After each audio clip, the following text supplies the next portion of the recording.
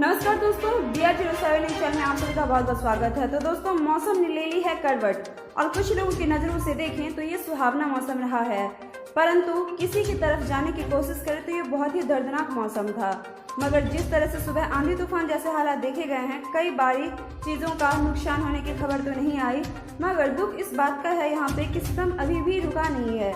मौसम विभाग ने ट्विटर पर चेतावनी देकर ट्वीट जारी किया। पटना, वैशाली, दरभंगा एवं मधुबनी में अगले 3 घंटों में आंधी तूफान के साथ बारिश होने की संभावना जारी कर दी है।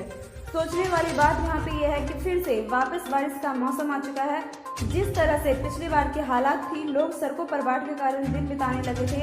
हमारा मकसद वीडियो बनाने का बिल्कुल नहीं है दोस्तों, हमारा मकसद सिर्फ इतना है कि सरकार इस बात पर ध्यान दे कि पिछले वर्ष इस तरह से लोग कितने परेशान हुए थे। कोरोना के साथ साथ लोग सड़कों पर आ उतरे थे।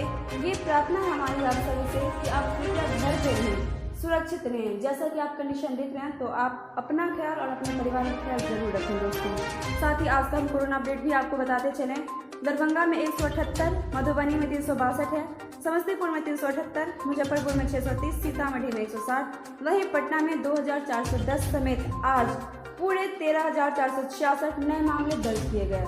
तो दोस्तों, आप इस बात पे ध्यान दें। तब तक के लिए घर पे स्वस्थ रहें, सुरक्षित रहें। आप हमारे वीडियो कैसे कमेंट करके जरूर बताएं। साथ ही लाइक से सब्सक्राइब जरूर करें, प्रेस करें बेल आइकन ताकि हमारा वीडियो सबसे पहले पहुंचे आपके पास।